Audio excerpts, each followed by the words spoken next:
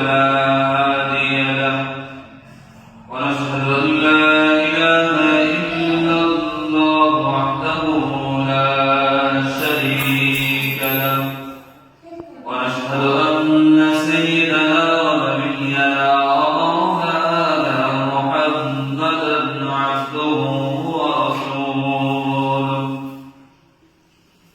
الذي أرسله الله تعالى بالحق بشيرا ونذيرا وداعيا إلى الله بإذنه وسراجا وقمرا منيرا فقد قال الله تعالى في كلام المجيد والفرقان الحميد إن الله وملائكته يصلون على النبي يا أيها الذين آمنوا صلوا عليه وسلموا تسليما اللهم صل على سيدنا مولانا محمد وعلى آل سيدنا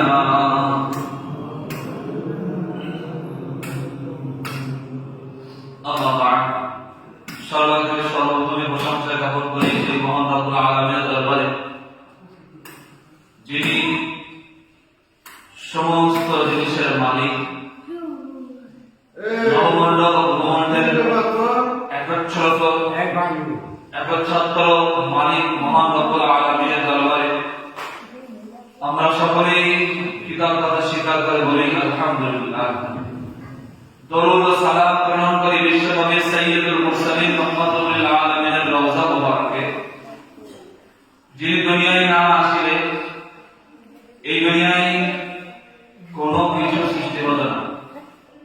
সেই মহামানবের প্রতি সকলের ভক্তি ভরে মহব্বতের স্বরে বলি সাল্লাল্লাহু আলাইহি ওয়াসাল্লাম।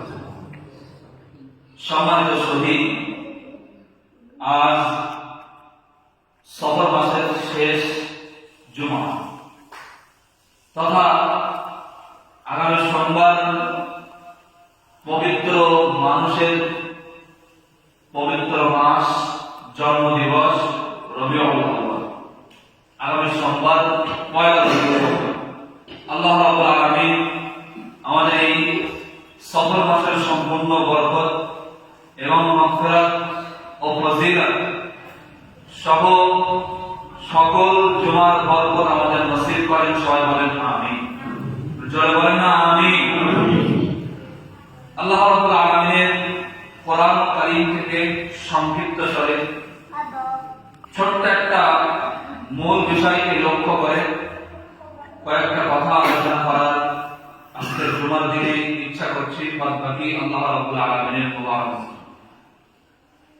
বিষয়টা হলো আল্লাহ রাসূলের হাদিসের এক টুকরা ছোট্ট বাক্য, আল কুফরু মিল্লাতুন ওয়াহিদা। আল কুফরু মিল্লাতুন ওয়াহিদা মানে হলো কুফর সব এক জায়গায়। কুফর যত আছে, কাফির যত আছে, সমস্ত সবাই একসাথে, কেউ ভিন্ন জাতি না। ভালো করে বোঝেন ভাই, যারা আল্লাহকে মানে না, অস্বীকার করে, যারা আল্লাহকে নাফরমান এবং তার সমস্ত প্রকারের শত্রুতা করে, এক কথায় বেধর্মী বেঈমান মানুষ যারা, বেধর্মী জাতি যারা, তারা সবাই এক। ছোট্ট এই হাদিসের টুকরার উপরে আজকে বক্তব্য ইনশাআল্লাহ আমি কি বলব। আসেন, কথাটা বোঝার জন্য অনেক কিছু কথা আপনাদেরকে বুঝতে হবে। আজকে বর্তমান পরিস্থিতি অনুযায়ী যে কথাগুলো আমি আপনাদের কাছে বলবো, আশা করি আল্লাহ রাব্বুল আলামিন চাইলে আপনাদের সকলের বুঝে এসে যাবে ব্যাপারটা কি। কোরআনের একটা আয়াত আমি আপনাদের কাছে পেশ করি। আল্লাহ রাব্বুল আলামিন সেখানে বলেছেন, হে রাসূল, আপনি যতক্ষণ না ইহুদি এবং নাসারাদের ধর্মকে অনুসরণ না করছেন ততক্ষণ পর্যন্ত তাদের সন্তুষ্টি অর্জন আপনি করতে পারবেন না। তাদের সন্তুষ্টি করতে গেলে তাদের ধর্মের অনুসারে হতে হবে। ভালো ভালো মনে রাখেন, এখান থেকে ১৫০০ এর অধিক বছর পূর্বে আল্লাহ রাব্বুল আলামিন রাসূলের উপরে এই কোরআনের আয়াত অবতীর্ণ করেছেন, ওয়ালান তারদা আনকাল ইয়াহুদ ওয়ালান নাসারা হাত্তা তাত্তাবিআ মিল্লাতাহুম। হে রাসূল, আপনার প্রতি ইহুদি এবং নাসারা জাতি এরা কখনো সন্তুষ্ট হবে না যতক্ষণ না আপনি তাদের অনুসরণ করছেন। আল্লাহ রাব্বুল আলামিন এখানে কিন্তু ইহুদি এবং নাসারা যে দুটো জাতির কথা বললেন, সেই দুটো জাতি তারা কি ধর্মে মুসলমান ছিল নাকি? তারা সব খ্রিস্টান বেধর্মী জাতি, তাই না? তো একটা কথাই আল্লাহ রাব্বুল আলামিন রাসূলকে বোঝাতে চাইলেন, আপনার ইসলামের মানুষ বা আপনার ইসলামের জাতি যারা আছে তাদের সন্তুষ্টি আপনি অর্জন করতে পারবেন, তারা আপনার প্রতি সন্তুষ্ট হবে এবং আপনিও তাদের প্রতি সন্তুষ্ট হবেন। কিন্তু ইসলাম ব্যতীত অন্য ধর্মের মানুষ তারা কখনো আপনার প্রতি সন্তুষ্ট হবে না যতক্ষণ না আপনি তাদের দামে তাদের ভালোবাসা অর্জন করার জন্য তাদের পিছনে লেগে না থাকবেন, তাদের অনুসারে যতক্ষণ না করবেন, তাদের ধর্মকে যতক্ষণ ভালো না করবেন, তাদের ধর্ম অবলম্বনকে যতক্ষণ সাপোর্ট না করবেন ততক্ষণ পর্যন্ত আপনি তাদের প্রতি সন্তুষ্ট অর্জন করতে পারবেন। বর্তমান পরিস্থিতি এই জায়গাটায় আজকে অনেক কথা বলার শোনার মতন মন মানসিকতা থাকলে আমি অনেকটা কথা বলি।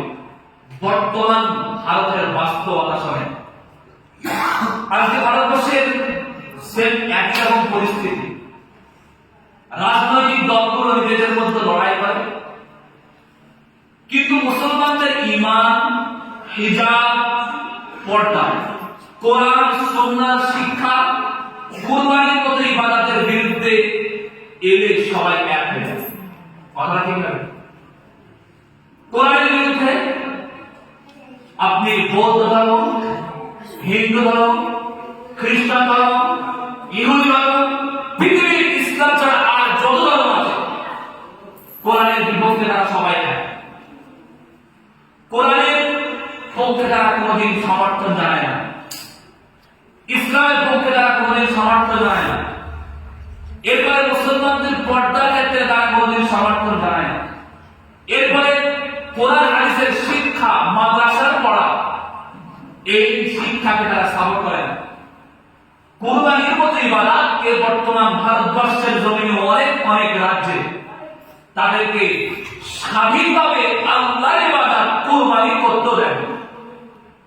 এর বিপক্ষে সমস্ত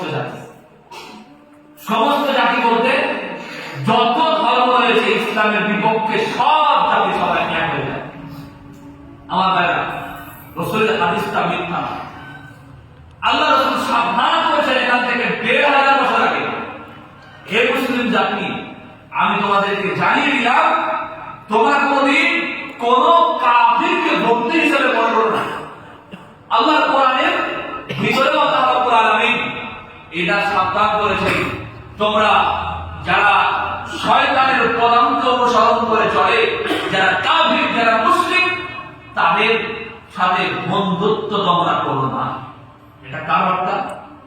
আল্লাহর বার্তা, রাসূলের বার্তা একই রকম। আর আজকে বর্তমান আমাদের দেশের অবস্থাও ঠিক তেমনই। তাদেরকে অনুসরণ করে আমরা চলে যাচ্ছি, যার কারণে তারা আমাদের সমস্ত ইসলামিক শিয়ারগুলো ইসলামিক নিদর্শনাবলীগুলোর উপরে হামলা চালিয়ে যাচ্ছে। আমাদের ওয়াকফ সম্পত্তি, আমাদের নিজেদের মসজিদ, মাদ্রাসা, মক্তব, ঈদগাহ, কবরস্থান, এই জায়গাগুলো সব দখল করে নিচ্ছে। তাদের ইচ্ছা মতন কারবার শুরু করে দিচ্ছে। এটা হলো তাদের একটাই রাস্তা, যে তারা শুধু কেবলমাত্র হিন্দু ধর্মের মানুষ নয়, তারা কেবলমাত্র বৌদ্ধ ধর্মের মানুষ নয়, তারা কেবলমাত্র জৈন ধর্মের মানুষ নয়, পুরো সমস্ত বেধর্মী মানুষরা কিন্তু আজকে ভারতবর্ষের যত ইসলাম ছাড়া ধর্মীয় মানুষ আছে সবাই এক হয়ে মুসলিমদের এই সম্পদ কেড়ে নিচ্ছে, মুসলিমদের এই সম্মান কেড়ে নিচ্ছে, মুসলিমদের এই ঈমানটাকে হরণ করে নিচ্ছে। আমার ভাইয়া ভালো করে শোনেন। এরপরে মিডিয়া, আমরা সোশ্যাল মিডিয়া দেখি, ইউটিউব, ফেসবুক, হোয়াটসঅ্যাপ আমরা ব্যবহার করি। আমাদের সংস্কৃতি আছে। আইনের নামে মুসলমানদের দুর্বল করার চেষ্টা আজকে ভারতবর্ষের জমিনে চলছে। চলছে না? চলছে না? ভালো করে ভেবে দেখেন। বর্তমান SIR নামে যে আইন চালু করেছে, এরপরে NRC হলে সেটা নিয়ে যত গুজব, এরপরে আমাদের ওয়াকফ সম্পত্তিতে সংশোধনী আইন বিল পাস করা, যত যা কিছু রয়েছে, আমার ভাইরা এরা কিন্তু সবাই এক জাতি হয়ে যাচ্ছে। এরা সবাই কিন্তু এক ছত্র, আর আমাদেরকেই শুধুমাত্র তারা লক্ষ্য বস্তু বানিয়েছে। ভুল বুঝতে হবে না। আমি কিন্তু কোনো ভুল না, একদম রাইট। আমি কিন্তু কোন দলের পক্ষে হয়ে বলছি না, আমি কিন্তু কোন দলের বিপক্ষেও কথা বলছি না। আমি নিরপেক্ষভাবে কথাবার্তা বলছি কোরআন এবং হাদিসের আলোকে। ওই জন্য ভালো করে মনে রাখেন, আল্লাহ রাসূলের হাদিস, আল কুফরু মিল্লাতুন ওয়াহিদা, যারা কাফের গোষ্ঠী, বেধর্মী মানুষ, যারা ইসলাম যারা মানে না, এরা সবাই এক জাতি, সবাই মিলে এরা ইসলামের উপরে হস্তক্ষেপ করে চলছে। আমার ভাইরা, এই সময় বর্তমান ভারতবর্ষের মাটিতে মুসলিমদের একটা অনেক বড় করণীয় কাজ আছে, অনেক বড় করণীয় কাজ আছে। প্রত্যেক জমাতে আমি কিছু না কিছু করণীয় কাজের কথা বলি। কে পালন করেন, কে করেন না, সেটা আমার ব্যক্তিগত দেখে নেওয়ার বিষয় না, ওটা আপনাদের বিষয় যে আপনারা কতটা করণীয় হিসাবে পালন করছেন। বাস্তব কথা মনে রাখেন, আজকে আপনার পৃথিবীর বুকে মুসলিমরা সব থেকে শির দ্বারা উঁচু করে থাকার দরকার ছিল, তাই না? কিন্তু ভারতবর্ষের সমস্ত রাষ্ট্রে, সমস্ত জায়গাতে আপনার মুসলিমরা নিষ্পেষিত, অত্যাচারিত, এবং তাদের সমস্ত প্রকার অধিকার হরণ করা হচ্ছে। কারণ হলো এটাই যে তারা কোনদিন বুঝতে পারেনি যে যারা কাফের গোষ্ঠীরা সবাই এক হবে আমাদের বিরুদ্ধে, আমাদের বিরুদ্ধে সবাই এক হবে। এই কথা আমাদের আগে বুঝে আসেনি, এখন আমাদের বুঝে আসে। আপনি ভারতবর্ষের যে রাজনীতি দল বলেন না কেন, যে রাজনীতি গোষ্ঠী বলেন না কেন, প্রত্যেকটা রাজনীতি দলের ভিতরে, প্রত্যেকটা রাজনীতি গোষ্ঠীর ভিতরে যারা ইসলামকে মানে না, তাদের ভিতরে সর্বক্ষণ ইসলামের বিরুদ্ধে ষড়যন্ত্র, এই বিষয়টা সবসময় তাদের অন্তরে ধারণ করে না, সব সময় করে। আপনি কাউকে বন্ধু হিসাবে মনে করেন না, কারণ এটা মনে রাখেন আপনার নিজের ভাই কিন্তু আপনার শত্রু হয় না? আপনার শত্রু আপনার নিজের দাঁতও কখনো হয়ে যায় জিহ্বার জন্য, হয় না? কখনো কখনো কামড় লেগে যায়। সুতরাং মনে রাখবেন, আমার কাছের যেটা মনে হয় আমাকে, আমার নিজের যেটা আমাকে মনে হয়, ওটা আমার যে আপন এটা নয়। মনে রাখতে হবে, যে মানুষের ভিতরে ইসলাম আছে, যে মানুষ মুসলিম, যার ভিতরে ইসলামের শিক্ষা রয়েছে, যার ভিতরে ইসলামের নেতৃত্ব দেওয়ার কোন অধিকার বা কোন ক্ষমতা রয়েছে আমরা তাকে নেতা হিসেবে মানি। একমাত্র নেতা পৃথিবীর ভিতরে ছিলেন, তার নাম কি বলেন তো? তার নাম কি? পৃথিবীর ভিতরে একমাত্র নেতা ছিলেন হযরত মুহাম্মদ সাল্লাল্লাহু আলাইহি ওয়াসাল্লাম, যার চরিত্রের ব্যাপারে কোন প্রকারের কোন কেউ ত্রুটি দেখাতে আজ পর্যন্ত কিয়ামত পর্যন্ত কেউ পারবে পারবে না। ওই রকম নেতা তো আবার হওয়ার দরকার ছিল। ওমরের মতো আমার নেতা হওয়ার দরকার ছিল, ওসমানের মতো অত বড় নেতা হওয়ার দরকার ছিল, খালিদের মতো অত বড় বীর হওয়ার প্রয়োজন ছিল। কিন্তু ভারতবর্ষের জমিনে এইরকম ভাবে যাদের ভিতরে আপনারা ইসলামের ছোঁয়া দেখতে পাবেন, তাদেরকে অনুসরণ করুন।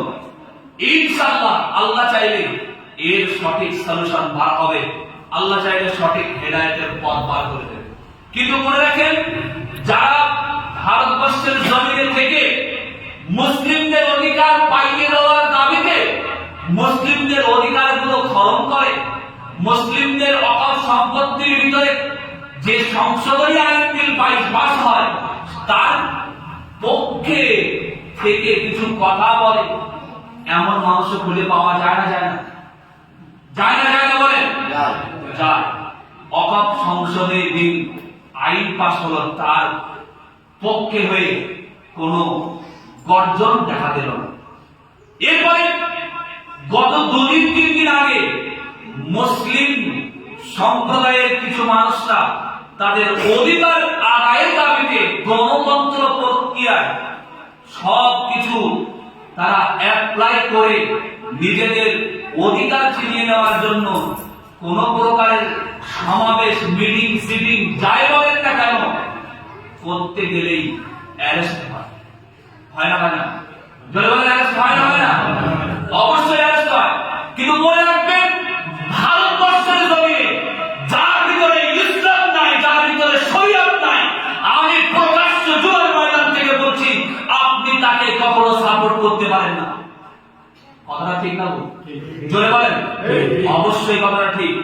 আমি বলবো আপনাদেরকে, যার ভিতরে আছে ইসলাম, যে কোনদিন মাথার থেকে টুপি পরে না, যার মাথার থেকে টুপি পড়ে না, তাকে আমরা অনুসরণ করব, কারণ এটা রাসূলের সুন্নাহ। আমার কথা ঠিক না? যার ভিতরে রাসূলের সুন্নাহ দাঁড়িয়ে আছে আমরা তাকে অনুসরণ করব, যার ভিতরে ইসলাম আছে, ঈমান রয়েছে, তাকে আমরা অনুসরণ করব। কারণ ভারতবর্ষের জমিনে আজ বড় নেতাহীন অবস্থা, বড় একটা দুর্লভ ব্যাপার। এখানে কোনো নেতা পাওয়া যায় না, সবাই নেতা হয়ে বসেছে। আজকে ভারতবর্ষের জমিনে এত কিছু হয়ে যাচ্ছে, কোন মানুষ, মুসলিম জাতি বিশেষ করে, তাদের কোনো সাড়া শব্দ নাই। কারণ সব গলা টিপে বন্ধ করে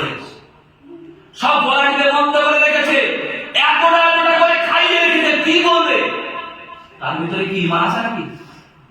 যতই সে ভালো বংশের হোক না কেন, যতই সে উচ্চ সম্মানের বংশের লোক হোক না কেন, আমি বলতে চাই চাটুকারিতা ছাড়তে হবে।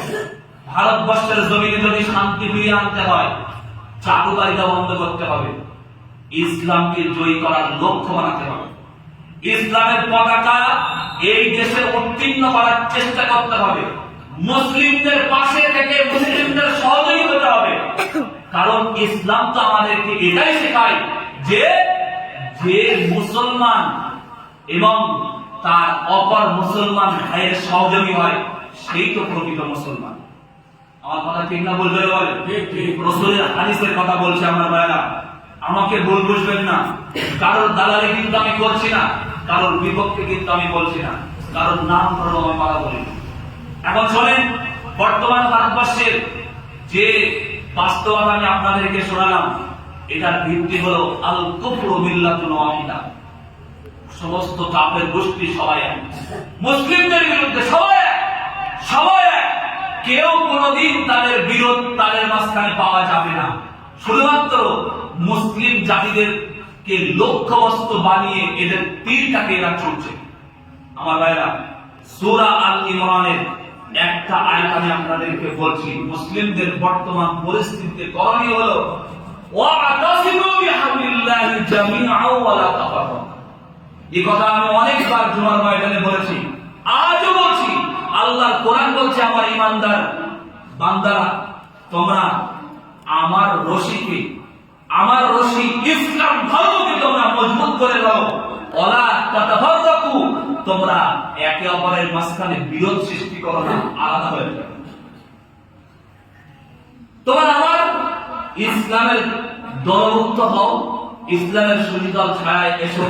তোমাদের আকীদা, তোমাদের বিশ্বাস আমি আল্লাহ এক, আমার শেষ নবী মুহাম্মদ রাসূলুল্লাহ, এই আকীদার উপরে ভিত্তি করে, এই বিশ্বাসের উপরে ভিত্তি করে তোমরা থাকো, তোমরা সবাই এক। এবং তোমাদের ভিতরে যা কিছু সামান্য একটু অর্ধেক শাখা প্রশাখায় গিয়ে কারোর মতনৈক্য হয়, ও ব্যাপারে তোমরা ঝগড়াঝাটি করো। আমার কথা বুঝতে পেরেছেন? আমার কথা বুঝতে পেরেছেন? দ্বিতীয় নম্বর কথা হলো, এখন ভারতবর্ষের মুসলিমদের দায়িত্ব হলো ঈমান শক্ত করা। কি শক্ত করা বলেন? ঈমানটাকে শক্ত করা, সন্তানদের কোরআন হাদিসের শিক্ষা দেওয়া, যেন তারা একবারও কুফরের ফাঁদে না পড়ে। এটাই হলো মূল কথা। তৃতীয় নম্বর কথা, আমাদেরকে তওবা করে আল্লাহর রাস্তায় ফিরে আসতে হবে। যদি কখনো ভুলে বা চাপে কোনো কুফরি কাজ হয়ে যায়, সাথে সাথে তওবা করতে হবে। চতুর্থ নম্বর একটা বিষয়, আমাকে সাহসী হতে হবে। আমাকে সাহসী হতে হবে, কারণ বিড়ালের মতন 100 বছর বাঁচার থেকে বাঘের মতন, সিংহের মতন 1 ঘন্টা বাঁচা অনেক উত্তম। আপনারা বুঝতে পেরেছেন? গঠনটা এমন হওয়া দরকার। সাহসী আপনাদেরকে হতেই হবে। মুসলিম পরিচয় লুকিয়ে নয়, বরং গর্বের সাথে বলতে হবে, আমি মুসলিম, আমি ইসলাম পালন করব, আমি ভারতবর্ষের নাগরিক হিসাবে আমার ইসলামের সমস্ত অধিকার আছে, গণতন্ত্রের অধিকার রয়েছে, আমার ধর্ম পালন করার আমার সম্পূর্ণ অধিকার রয়েছে। কারণ ভারতবর্ষের যে সংবিধান, সংবিধানের আইন অনুযায়ী আমি মুসলিম, আমার মুসলিমের অধিকার গণতন্ত্র প্রক্রিয়ায় সংবিধানের আইন অনুযায়ী আমাকে দিয়েছে। দেয়নি? দেয়নি বলেন? অবশ্যই দিয়েছে। আমি কেন পালন করতে পারবো না? ইউপি, বিহার, উড়িষ্যা, মহারাষ্ট্র, যেখানে আপনি দেখবেন সে জায়গায় গিয়ে বাঙালিদেরকে ধরে ধরে পিটিয়ে পিটিয়ে মারছে, তাই না? মারছে তো নাকি?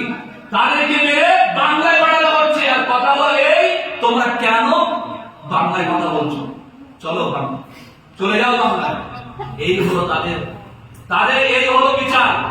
কিন্তু তারা জানে না কোনদিন যে তাদের যে ঘর বাড়ি, তাদের যে বালাখানা, তাদের যে অর্থ সম্পদ, উড়িষ্যা বলেন, বিহার বলেন, ইউপি বলেন, যত আর্থিক সম্পদে যারা বাড়তি হয়েছে, ধনী হয়েছে, এই বাঙালির সম্পদে, বাঙালি মানুষের খেটে খেটে খেটে কষ্ট করে এই অর্থ উপার্জন তারা করেছে।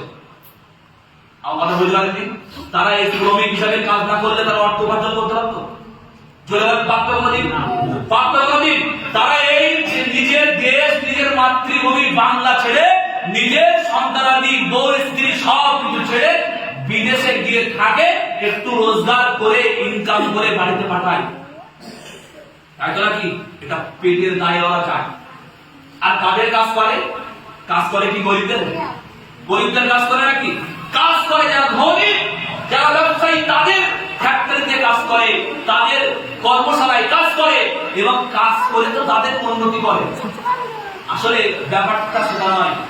বলে একটা কথায় এরকম, নিজের পায়ে নিজে পূরণ পায়, নিজের পায়ে নিজে পূরণ আনলো। দেখবেন আপনি এটা একেবারে লিখে রাখুন, বর্তমানে যা ঘটছে, বাঙালি মানুষদেরকে যে ফিরিয়ে দিচ্ছে, মেরে মেরে ফিরিয়ে দিচ্ছে, একদিন এইরকম হবে, এই বাংলার জমি, এই পশ্চিম বাংলার ভিতরে যত বাঙালি রয়েছে তাদের টাকা এত বেশি হবে, সম্পদ এত বেশি হবে, ওই ভিক্ষুকের নাই বিহার থেকে ভিক্ষা করতে আসবে।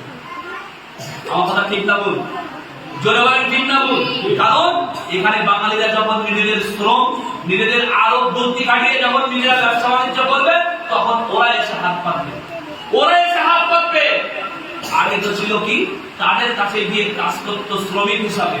আমার ভাইরা, আমাকে ভুল বুঝবেন না, আমি আপনাদেরকে বোঝাতে চাইছি এতটুকুই যে আমরা মুসলিম জাতি হিসাবে আমরা এটা কখনো ভুলবো না যে আমাদের বিরুদ্ধে, আমাদের বিপক্ষে, ইসলামের বিপক্ষে যত ধর্মের মানুষ আছে সবাই কিন্তু আমাদের বিপক্ষে, সবাই কি আমাদের বিপক্ষে, সবাই কিন্তু আমাদের পক্ষের মানুষ নয়, সবাই কিন্তু আমাদের পক্ষে কথা বলবে না। আমাদেরকে ভাবতে হবে যার ভিতরে ইসলাম রয়েছে, যার ভিতরে শরীয়ত রয়েছে, যার ভিতরে ইসলাম এবং সুন্নাহ কোরআন ও হাদিসের সমস্ত জ্ঞান রয়েছে, আমরা তাদের কথা অনুসরণ করে চলবো এবং তাদের কথা মানবো। সাথে সাথে তাদের যে দিক নির্দেশনা এবং তাদের যে মত, আমরা সেই পথ অনুযায়ী চলবো ইনশাআল্লাহ। জোরে বলেন ইনশাআল্লাহ, আর জোরে বলেন না ইনশাআল্লাহ। সময় একটু নিয়ে নিলাম 2-3 মিনিট, ক্ষমা করবেন। আপনাদেরকে বোঝাতে অনেকটা কষ্টকর বলে মনে করছিলাম, আশা করি আপনাদেরকে বোঝাতে পারলাম। এটাই যে আমরা মুসলিম হিসাবে সমস্ত বেধর্মী আমাদের সবাই, সবাই কি আমাদের পক্ষে না বিপক্ষে? বলেন আমাদের পক্ষে না বিপক্ষে? আমাদের বিপক্ষে। বুঝতে হবে না যে ও মাঠে মধ্যে এসে ইফতারিতে বসে বলে ও আমাদের অনেক ধর্ম। নো, ইম্পসিবল, এটা অসম্ভব ব্যাপার। কারণ ওর ভিতরে রয়েছে তো আল্লাহ বিদ্রোহী কথা। আমার কথা বুঝতে পেরেছেন? ওর ভিতরে আছে আল্লাহ বিদ্রোহী কথা, তখন ও ইমানদারের পক্ষে হবে। এটা অসম্ভব ব্যাপার। আমার ভাইরা, আজকের আমাদের সকলকে সচেতন হতে হবে, ইমানি জাগরণ আরো বাড়াতে হবে, আমাদের সকলকে নামাজের কাতারকে শক্ত করে ধরতে হবে, নামাজি হতে হবে এবং সর্বদাই আমাদেরকে খেয়াল রাখতে হবে আমাদের সম্পদ, আমাদের সম্মান, আমাদের ইসলামের ইজ্জত, শিআরগুলোকে আমরা কখনো বিলুপ্ত হতে দেব না ইনশাআল্লাহ। ওয়া আখিরু দাওয়ানা আলহামদুলিল্লাহি রাব্বিল আলামিন। আসসালামু আলাইকুম।